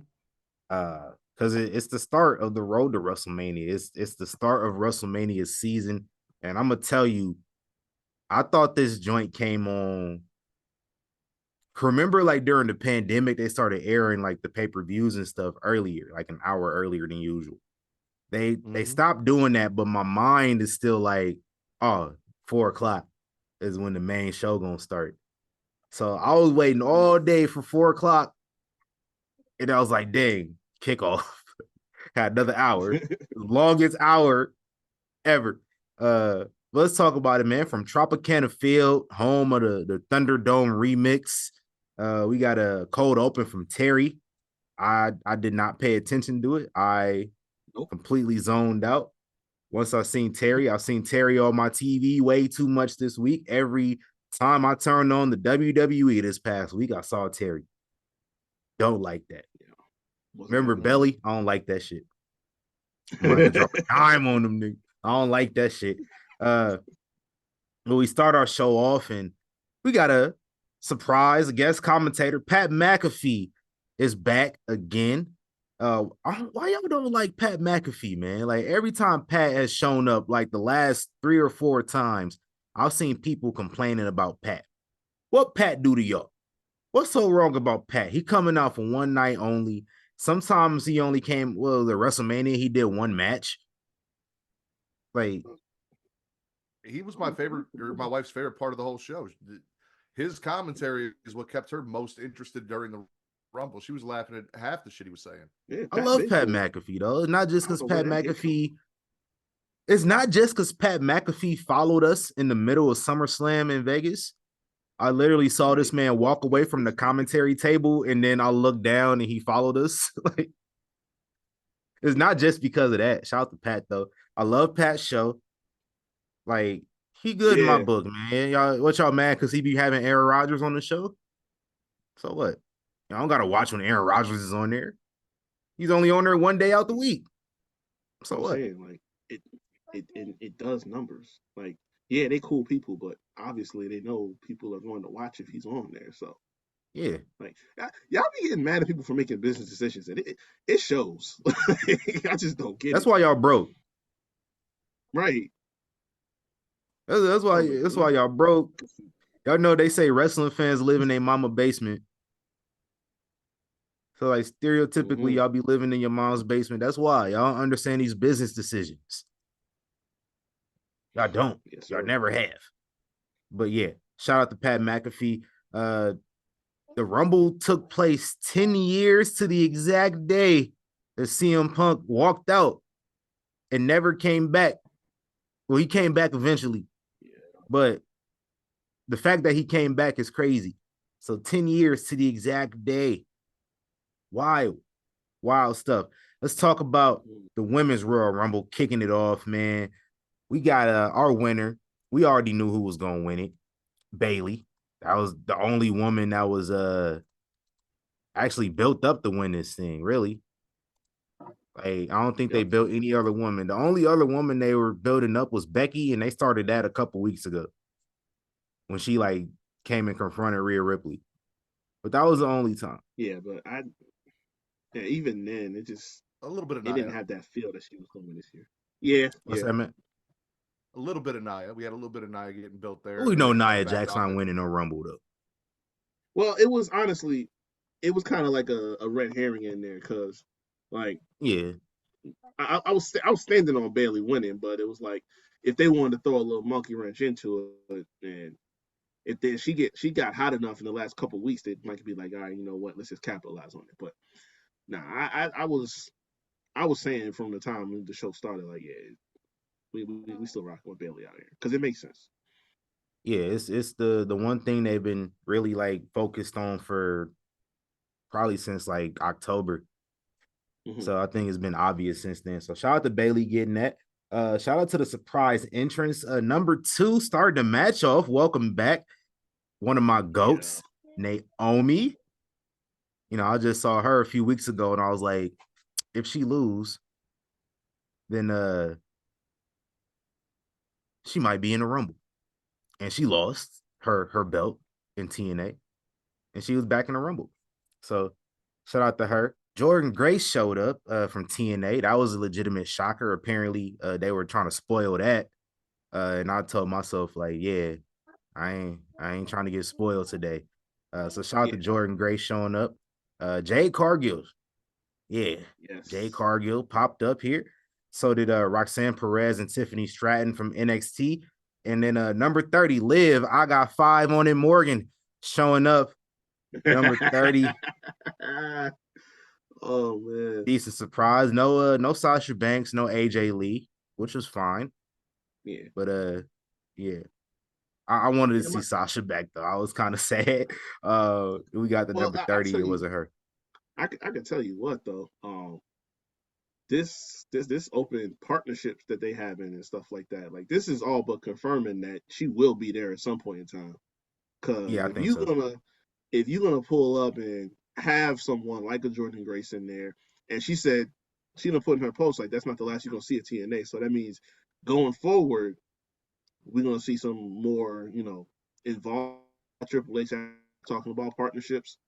We know they're trying to work with New Japan, so at some point in time, it's gonna happen. It's just a matter of when. Yeah, I need that.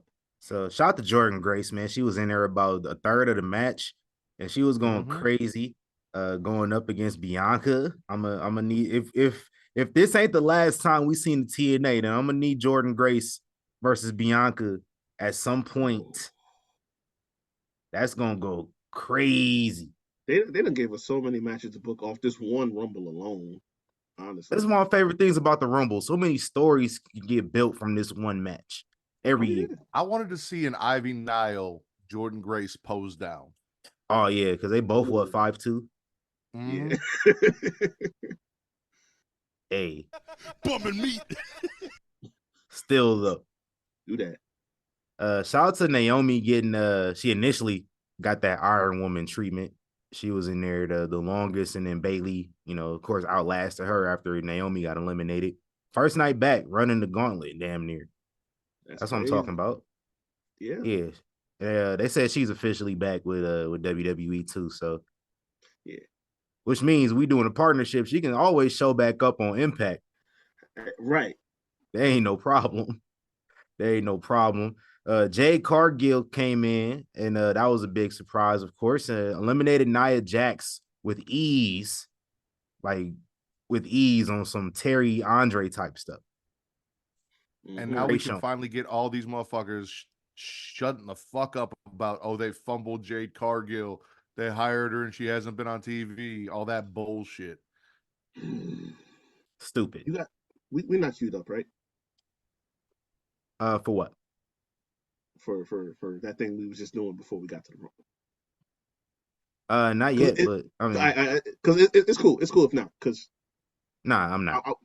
Yeah, because I had that little tidbit in there, but it's cool. We ain't got to worry about it. I don't like to talk about them anyway. Yeah, we don't gotta talk about them every episode, bro. It's cool. Yeah. It's cool. But in the meantime, Jade Cargill, she was in there about 10 minutes or so. Shout out to her. Finally got what I've been wanting for years now, of face-to-face with Bianca Belair. And they even did a face-to-face where they were, pressing white women over their heads. So right. That was fire. R-Truth came out there.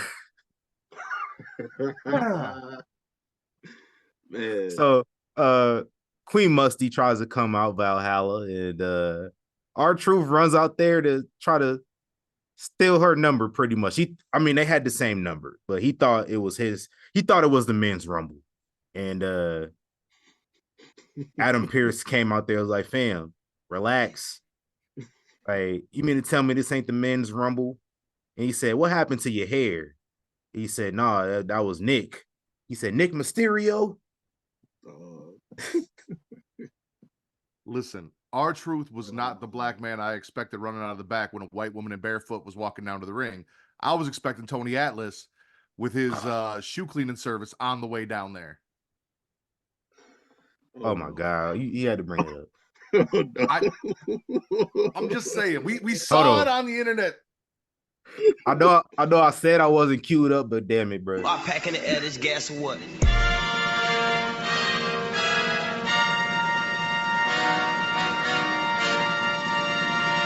These peasants, you peasants. Tony Atlas, Hall of Famer, from the Soul Man, former WWE Tag Team Champion. You my dog.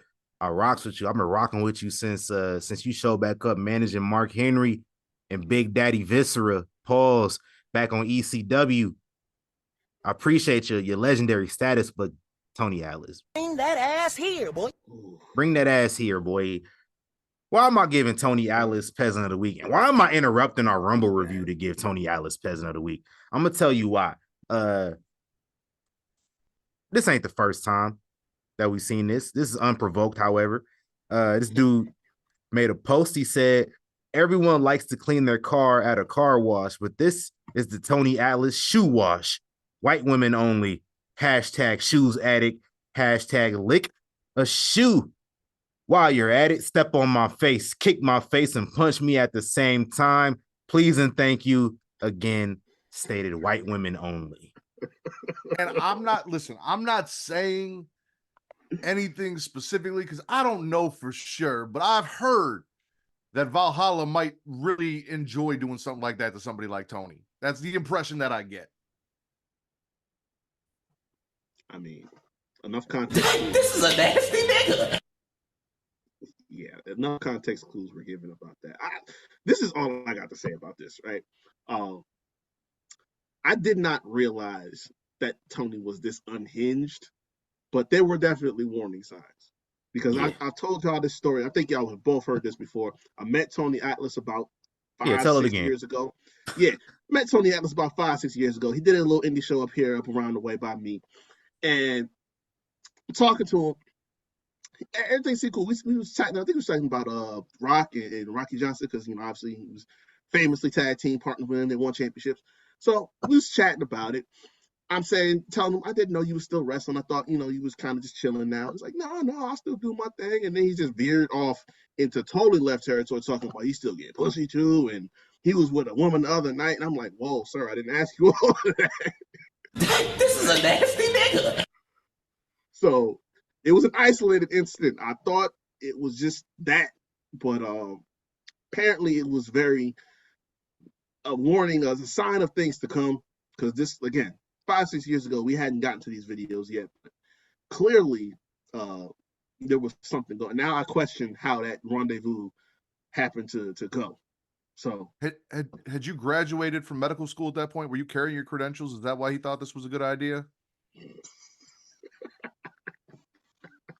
I hadn't started Okay. podcasting yet, so he Okay, was not on I that just type want of to time. check. Like, if you were walking around carrying that PhD, maybe he's like, "Oh, okay, this is somebody I can talk to. He knows what's up." That's all. Nah, we was just straight If you know, talking. you know. Oh man, wrong channel. Yeah. Yeah, we was just straight talking, and like I said, he veered all the way left, and kind of threw me off guard for a minute. But in hindsight, being 2020 now, and here we are today having this conversation, it just harkens me back to that because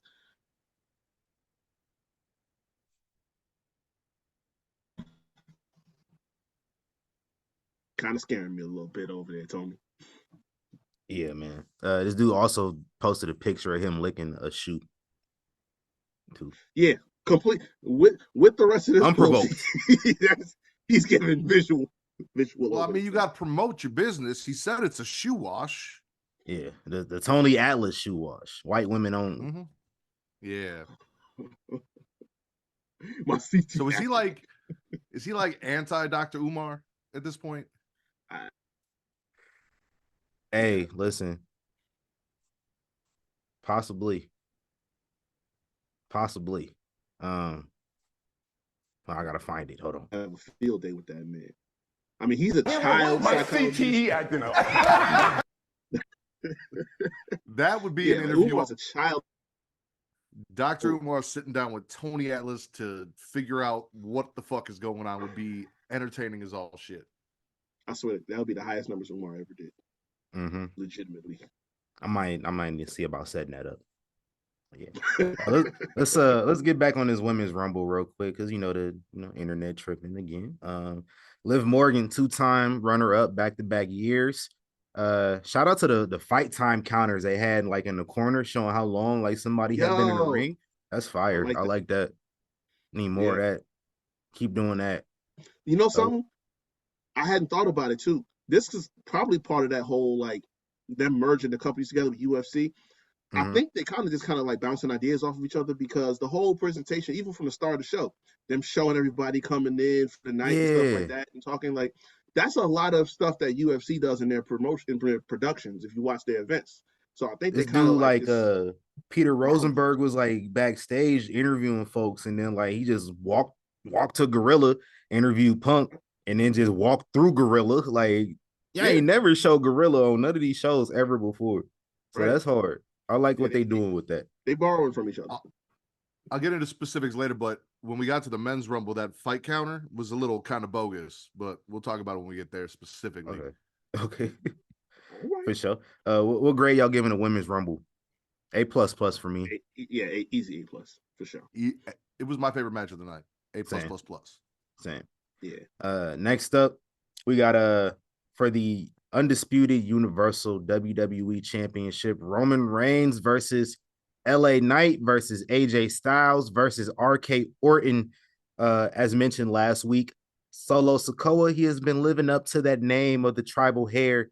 And of course, he showed up here. Was not in the Rumble, surprisingly. So he had to do something tonight. Roman Reigns, he promised to stack bodies. No bodies were stacked, but y'all knew what was going to happen. He got the win here. I was shocked they put it on second, but then I wasn't surprised it went on second because it wasn't that good of a match.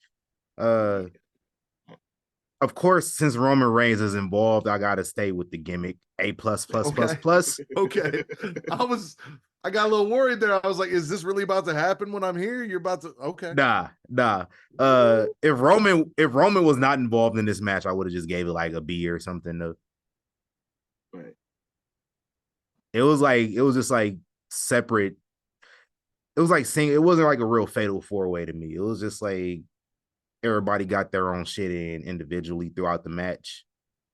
And then that's what it was. It didn't really You had that like AJ kick out spot, and that was really it as far as like, oh shit, cool shit, where he hit Roman with the phenomenal forearm, and then he stacked everybody, and then everybody kicked out all at once. But that was really it. Well, that and Paul Heyman gives, as I said last night, S-tier facials ringside, so Yeah, that's for sure. Now, but I know he's the tribal heir and all this, but the solo save with the ref bump is like getting played out at this point. Because that's got to be like the Mhm. third or fourth time he's done that exact same spot, pulling the ref out when it looked like there's no way that he's gonna get out of this. It's like, oh, pull the ref out. Who is it? He got the hood on. You know who it is already. Yeah, it's not funny anymore. Try different jokes. Right. That's how y'all debuted the man. Yeah. Which is And which is why I'm gonna go B. I know the gimmick's A plus, but I'm gonna be honest. I'm giving it a B. It's the same shit with Roman. We knew Roman was walking away. They had other plans, whether it be Dwayne or Cody, which we'll talk about how that's gonna play out later. But yeah, no, like we knew they weren't winning. We knew who was gonna walk away, and we knew it was gonna be the same shit. So, and we got exactly that, the same shit. Yeah. What you giving, Reek? I'll go B plus because I mean, you know the result, but with the time they had, it's not going to go too long because the rumbles take up the whole night.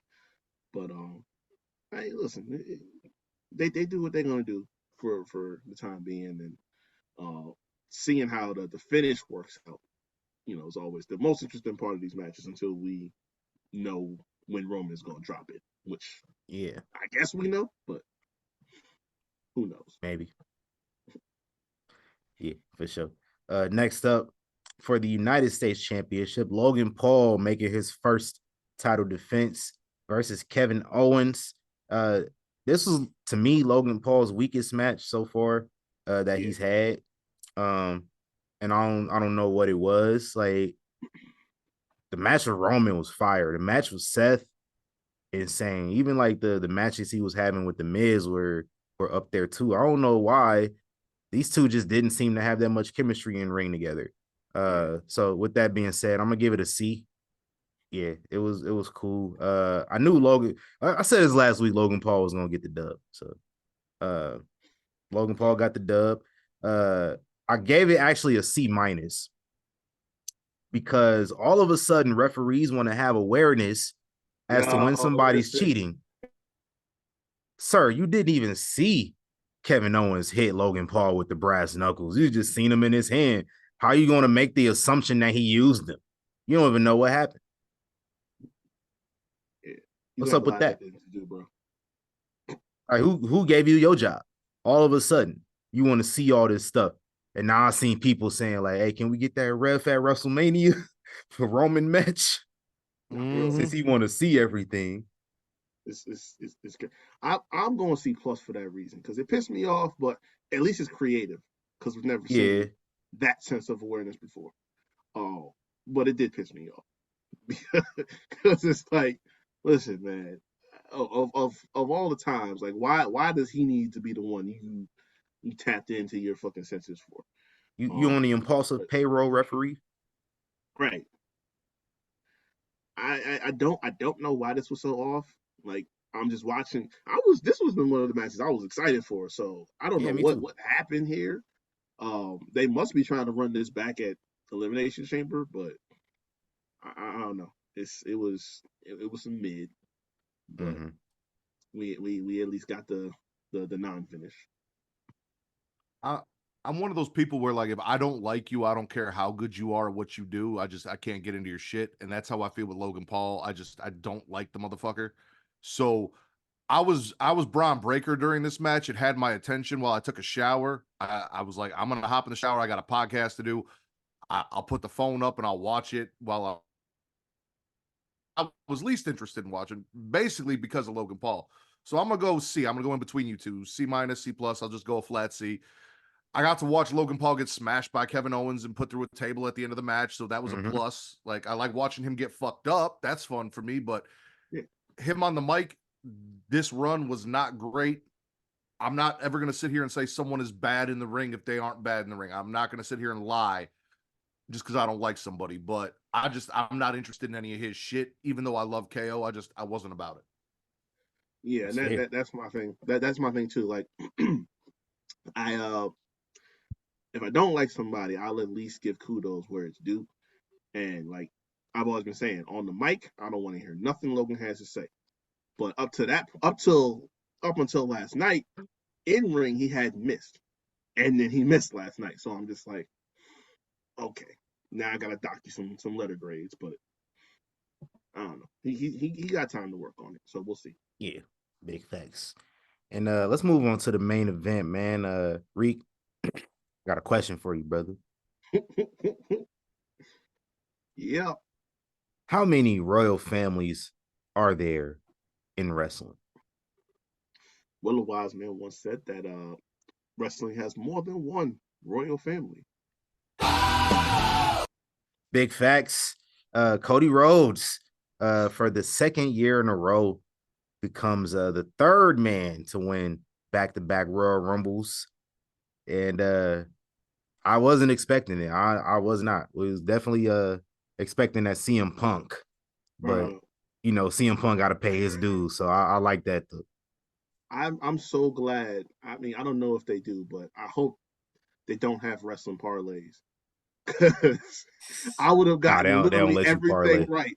Yeah, I would have gotten literally everything right, and that last thing would have happened, and I would have broke several windows in the house. I swear, I was perfect the whole night until we got to this. I'm like, what the hell?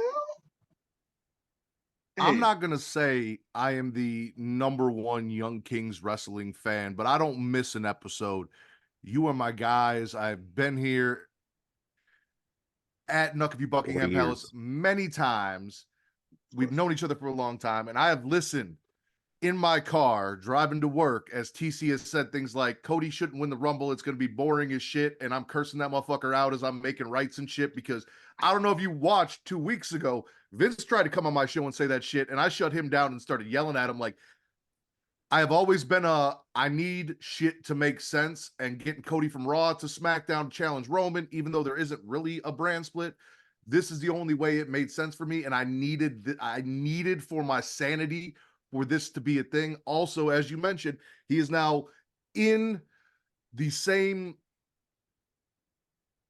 level as far as Royal Rumbles go of names like Shawn Michaels and Stone Cold Steve Austin. It's rarefied air that he is breathing right now for our boy Cody. So I needed this so bad, and then it happened because I was like, if they're right, because don't get me wrong, I am a CM Punk fan. I am from Chicago. Like, I didn't want to root for Punk. I needed this more. I did. I really did, and I got it, and now I'm happy. Yeah. I mean, it was more surprising. Like, I'm not mad at it at the end of the day. Like, my whole thing was, like, we was all saying, like, okay, he'll get in the chamber and he'll find a way to Roman, but then how did you get him in the chamber? I think that was the real question. Him winning the Rumble eliminates all the need for any of that. I was only like dead set on Punk winning it because it's like, well, at the end of the day, the agenda is to get him to the main event of Mania. So whether he wins the title at Mania or he loses, this is the way to like rubber stamp it, because it's one of the reasons he came back. Get him to a main event. It's not like Cody where it's like, oh, he's got to finish the story. He's got to go to Mania and win. Punk just got to get the last match on the card, even if it's night one or whatever. But I don't know. Maybe we still get there, maybe we don't. But well, listen, my boy came back. He's like, I'm a different person. I'm viewing things different now. Maybe he has fallen into the I can main event WrestleMania without going on last mindset that they have been trying to push for all of these years. Maybe he's like, if I can just have a high profile enough match, if I can challenge for a championship and be put in that tier on one of the, what did he call it? Buy one, get one free, 4-night spectacular. Night 4, main 4 of a buy one, get one free extravaganza. Yeah. maybe he's good with that at this point. Maybe he let go of, maybe part of that was learning to, like, listen, it's not really about that. I can let that go. I'm somewhere else. Like, I'd like to believe he's being honest when he says he grew the fuck up and he learned some shit, and maybe that experience over in AEW helped him put some things in perspective about what's really important in his career and what's going on. So I'd be 100% with you if Seth didn't want the same thing that Punk wants. And no one else is going to be working Seth but Punk. So if they weren't both on the same track about needing to get to that spot, totally. But Now- there's no two people who aren't going to work together at Mania but them. Last thing, because I know TC wants to talk about the rest of the Rumble. With that, everyone told me Cody needed to spend this year suffering to go back to WrestleMania and win it. He didn't go through enough adversity, right? Well, if that's the case, you can't just bring CM Punk back in and in 2 months give him the main event. So as long as he stays healthy and makes it, maybe him and Seth is next year, kind of like it had to be next year for Cody. You know, that is all I could think is like, hey, we got you. I'm not Vince. I'm not going to promise you something and then fuck you over. This is where we're going to go. This is where if everything's cool, we'll get that year probation, if everything's cool, we'll talk next year. We'll get you in that main event spot. Do your year-long thing. probationary period is crazy. Oh, I mean, I think the Seth injury kind of played into that a little bit too, because you don't want to take no chances. But yeah, I was just scared because I didn't even consider that. We know they're tapped in. You guys kept saying, "Oh, Cody doesn't need to win the Rumble." I'm like, you need to stop saying that before somebody fucking listens to you. It ruins my night. Hey, they don't always listen to me, man. You know how long I've been clamoring for a big show here in Vegas? It's true. That is the one thing they're like, "Nah, fuck you. Ain't doing that." And the one time we get a big show, right? Shit just gets fucked up. I can't get no concessions. I can't get nothing to drink. I can't even get a hot dog if I wanted one. That's the type of stuff, man. Well, no fireworks. You're not getting WrestleMania, but you are getting Taylor Mania. So, I mean, hey. And listen, we here because I was about to say, when Taylor inevitably breaks up with Kelsey, or when he does break up with her, whatever the two, let's just hope that she flocks towards wrestling. Because the second that happens, they going everywhere. Like they gonna hit Vegas, LA, all the hot spots. Yeah. We need more shows here, man. And stop when y'all come here, stop going to MGM too. Tired of that. Stop doing that. Yeah, I heard small. that. If seats is too small, man. Motherfuckers be like this in the seats, bro. Like, yeah, man. Stop going to MGM. All these dang arenas out here. Who are we hooking Taylor Swift up with in WWE? Grayson Waller, Austin Theory. Who do you think's Nah, Grayson not cool with the Swifties, bro. So nah, he can't do him. No. That I don't know who who also likes to watch the world burn. Could you imagine him talking all that shit and then ending up dating Taylor, and all those Swifties are gonna have to just eat crow and shut the fuck up about Grayson Waller after all that shit? Hey. Oh, they could do that. Now that you mention it. Two names came to mind right away. Austin Theory, Braun Breaker. Braun Breaker's newly single. Braun. Hey, Braun do kind of look like Travis Kelce a little bit too. But are you giving up Cora Jade for Taylor Swift? I wouldn't. I would, because look who got more money. Fair. Oh man. Hey. I don't care. Shout out to the bread. Shout out to Taylor Swift and the bread. She like worth $1 billion damn near. Anyway, you mentioned those fight clocks, and I said I was going to save for the men's rumble. Yeah, they did some bogus ass shit because Cody and Jay were out there, and there were dudes that came out between Cody and Jay, but only fight clocks. Nobody else that was out there longer than Cody was up. So you knew who they really cared about and who they didn't. And I don't feel like they really did it with the women as much, but this was very clear. Like Cody was at 15, and we had dudes out there at like 5 or 6 who didn't get a fight clock. They're like, oh no, they don't matter. Don't worry about them. That was bogus as shit. That's true. I mean, who's really giving a Austin Theory or Ludwig Kaiser or Andrade a fight clock over Jey Uso and Cody Rhodes? I mean, Andrade came out to a pop I did not expect that man to get. It's one. True. All right, Two, hold on. Let me get back to my notes. Okay. Jumping over me. So in this Rumble, we got so off track on this men's Rumble. We got Seth freaking Rollins, please say the freaking, and Roman Reigns watching from different suites in the stadium. That was a cool little touch. Was the last person that was watching the Rumble from a suite? Mike Tyson? Oh man. Might have been. Last person I can remember. So that was pretty cool. We got Jimmy and Jey Uso starting the match off. Shout out to Naomi coming in at number 2 in her Rumble, and Jimmy Uso coming in number 2 in his Rumble. That was a pretty cool touch. You guys are cute. You guys are adorable. Surprise entrance here. We got Andrade El Idolo. Shout out to him. Like Matt was mentioning, Big Pop came out with the mask. La Sombra is back. I love it. That's my guy. Carmelo Hayes from NXT. Braun Breaker, also from NXT. He claims that he's main roster now, but we'll see. Pat McAfee was also a surprise entrant, and they said Pat McAfee legitimately did not know that he was going to be in the Rumble. So, like, all that you seen with Pat, genuine. And then we also got the return of my boy. What's his name? Omos, aka Nick Zilla, aka Big black nigga. Yes, sir. So, shout out to him. They did my boy Bobby Lashley dirty again, like every single time he on there.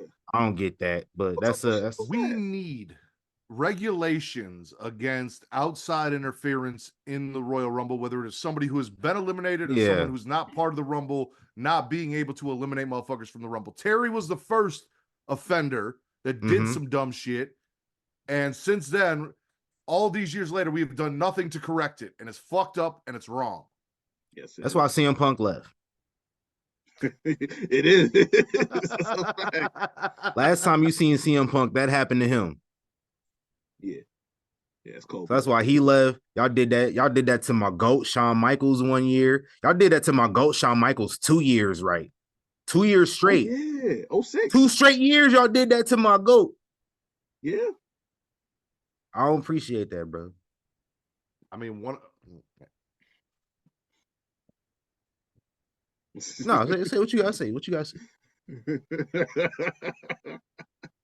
One of those years it might have been justified. Just one. What year? The year that Taker was the one that pulled him out of the Rumble. That wasn't the year. No. 05 it was Kurt. 06 it was Shane. Yeah. So didn't Taker pull him out too 1 year? I mean, Taker eliminated him in 07. No, in 08, Shawn eliminated Taker, and then Shawn got eliminated right in front of Taker as he was standing there. Okay. Yeah. For some reason, I had it in my head that Taker grabbed his arm and pulled him out too. Yeah. Oh no, Shawn and Taker went out like damn near the same time. They started the same time, went out damn near the same time. Okay. Well, then never mind. I'm with you 100% then. I think he fell out, and then when he looked up, Taker was standing right there looking over him. Like, yeah, motherfucker, coming with me. Shout out to R-Truth, man. Made another appearance. He was supposed to be in this Rumble. Out here hot tagging Dominic. Like, what was that about? Yo, listen. Hot tagging Dominic Mysterio. I'm gonna keep saying it. Y'all need to give Truth everything. Yeah, keep putting R-Truth on my TV, bro. Yes. This dude doing hot tags in the Rumble. This is the same dude that thought the Rumble was the Money in the Bank 1 year. Yo. This is the same dude that walked into the stadium last night and thought he was going to WrestleMania. Like, Truth is on the throne, correct? Yeah, twice. Listen, you guys are tapped in, and I'm not bullshitting about this because I actually thought about this last night. Me and my wife were talking about this. 1 year. Fuck around and let Truth win that Rumble on some like not supposed to be there bullshit or confused. Just do it and see what happens. Because trust me, the pop that Truth will get if he somehow manages to do some R-Truth shit into winning the Rumble, and we let that man to go on to main event WrestleMania and just be himself, like it'll be big business. And he's put so much into this business. I'd love for him to get. I honestly, outside of Cody, if that had happened, that's like the one thing I would have been I would have been like, you know what, it's R-Truth though. Fuck it, like this is gonna be good shit. I had never thought about that, but that would legitimately be Kofi Mania 2.0. I don't even care that he's 50. That because there was already a groundswell of support from Kofi, and he already had, the gimmick of the escape artists in Rumble matches, which I'm mad they don't do that no more. Because if he is about to break the record for most Rumble appearances, damn it, I want more of those moments. But we had already been like behind Kofi for the longest time, and it was like just by chance he finds himself into that situation. Okay, cool. But for truth, dog, this man is every bit an entertainer and never fails to. He has not missed week in, week out on regular TV. So I won't be mad at that at all if that happened. If that ever did. For sure. Yeah, I'm with that. Let's get that cracking one of these years. It don't even got to be the Rumble. Let's get Truth in a world title program. Facts. Some way. I'm gonna get us a minus. And I only docked it down just because I was kind of sad. We got the number 30, and I ain't hear Big E come out. So, and I was expecting that. Let alone there's always a night number after 30. Yeah, that guy. Which I knew he was coming out too. Like I knew he was gonna be back. I said that was one of my appearances last week. But like we showed number 29. I was like, dang, that dude's number 30, isn't he? I was waiting to see a TNA dude show up because yeah, I did too. Yeah. We was talking about we're gonna have more TNA. I'm like, okay, bet. What else we gonna get? I'm thinking like shit, we get Chad Gable in that ring. I'm gonna need Josh Alexander out there. Or Moose. That's immediately where my mind went. When Jordan Grace they could have had in Moose the come Rumble, up.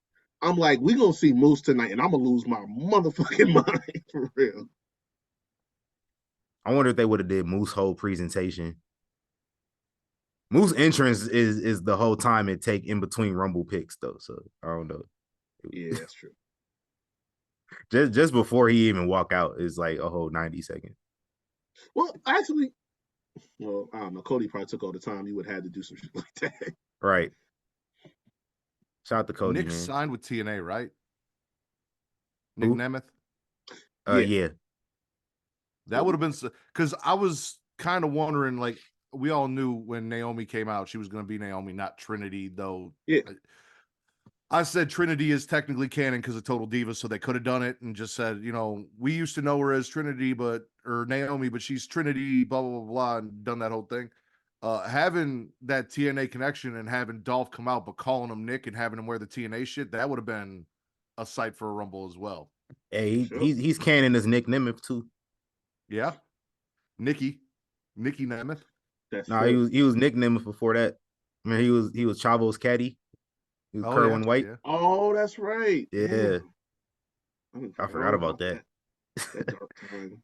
Yeah. Shout out to the Royal Rumbles. I'm gonna always give these guaranteed A's. So no matter how bad they are, A minus though, because we didn't get Biggie. But it's cool. This one it also didn't hit like the ladies match did. Nah.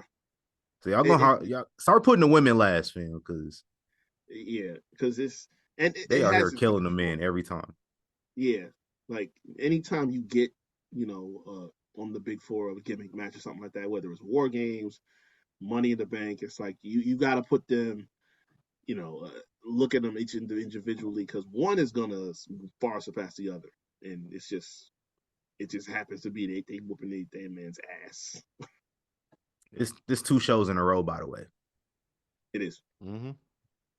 Could have been 3, but NXT men know how to step up. So right. But listen. It was 2 main shows in a row. I done put Deadline as my match of the year. Off of the finish alone, that final sequence, like there was no way. Y'all also, the women had a whack winner too. So yeah, that pissed me off. That hampered it a little bit, but it's all good. What grade y'all giving a Rumble? I'll go A minus. We got agendas to push, and my agenda got pushed. Not only did I get what I wanted with Cody Rhodes about to steal my winning the gimmick. Rumble, About to steal my gimmick. My final 2, Cody and Punk, that whole thing that was written solely just to make me happy. Oh, and they actually had a better showing than Taker and Shawn in 07.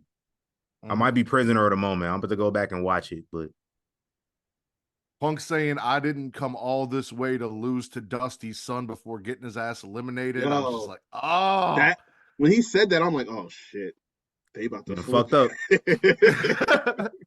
A plus plus plus plus plus. Right. He stole my gimmick. That's crazy. I borrowed it. I didn't steal it. I borrowed it. I also he stole my joke last night too. without even knowing you wrote it. Like, we're just on the same page sometimes. Which made me a little bit more upset because the initials joke where I was like AJ Styles, LA Knight, RK Orton. I had that joke written last week and forgot to say it. So like I'm about to kill him this week. The dude and took my joke before I could even say it. It's all good, man. Appreciate you coming by, man. Shout out to the Rumble. This has been my favorite Rumble show since 2020. Like I was hyped, excited the whole night. You know, it's my favorite show, and it's WrestleMania season, so it's gonna be a fun next 10 weeks, I think it was. Yeah. Mm-hmm. Yep. Shout out to them. Appreciate you, Matt. Plug your socials, family. You guys can follow me on Twitter at Matt Brothers, MATTRADDER, for your wrestling content, and at Getting Off for your horror content, which you should know because Mr. Reek down there is one of my co-hosts. Off is even a thing. So come check out that stuff this Sunday, not tonight, but this upcoming Sunday. We're covering WWE produced horror movies for Getting Off. We're doing Barricade and Oculus. So come join us for that. Oculus. Everywhere else, you guys, TikTok, Instagram, Threads, Blue Sky, at Smacking It Raw. That'll get you everything you need from us. And we'll try and get Double Stuffed Oreo 2.0 done 2024. That's crazy. Oh, Big man. Ayo. On Instagram and on Twitter. Also, go check out the Havoc Hour where I talk sports and entertainment on all streaming platforms where you find Young Kings Wrestling, Spotify, X, Anchor, Google Podcasts. The video versions up on YouTube. All content is out now. And I am the Thespian TC Fontaine, aka TC Light, aka TCF Baby. RIP, and the P stands for piss to the Baltimore Ravens. I love it. When the Ravens season is over with, I love it. I don't care that they got a black quarterback. I don't care. Listen, if you got a black quarterback on your team and you got all the black people rooting for you, no matter how good you are, that's a curse. That is a burden. I don't know why. It's statistically proven. If black people going for your team in big games, you're gonna lose. Yo, so American Airlines just created 2 flights after this game. one to Vegas on Sunday morning or Sunday afternoon early, and one back from Vegas back to Kansas City on Monday morning. Anyways, no time. Hell no. If y'all listen to Young Kings Wrestling, you hear the joke about, Matt's running the clock. But since I'm physically here, I decided to actually start you're really running the clock to see how that goes. So, Baltimore Ravens, Plains, what were you guys saying? Yeah, I didn't even plug my socials yet. Hold on. Follow me on Twitter at TC Fontaine, Instagram TC.Fontaine, FOY.Flicks on Instagram as well, where your boy got some photography stuff. And follow Young Kings Wrestling everywhere at YK Wrestling, YKWrestling.com. Get you some merch so we can take that merch money and we can put it towards Reek getting a better setup. That's what we can do. You're going to have some editing to do because you didn't skip the whole lot of times. Hey, no, listen, I'm good on my side, so it's cool. It's y'all. It's y'all that be skipping. Oh, all right. Yeah. It's y'all that be skipping. When my stuff mess up, y'all be skipping and vice versa. Yeah. Damn. I know. That's the benefit of having the master audio over there, Reek. All his shit's going to be good. Okay. Oh, that's cool. Listen, I'm going to tell y'all right now, and y'all we at the end of the episode anyway. I'm not editing anything because this is way too much. So I'm going to just let it rock. We got a deadline in about 5 hours. So yeah, y'all didn't listen this far. So if y'all listen to this, it didn't mess up that much. It did. It wasn't like horrible. But yeah. Yeah, it's usually something like, so don't worry about it. So yeah. Hey, one of these days, we're going to be Gucci. But in the meantime, you know. Said I'll be back to hold you down. I don't want to leave. But we got to go right now. We'll be back next week with another one. I don't have the DJ Khaled ready, but we'll be back next week with another one. We out of here. Gone.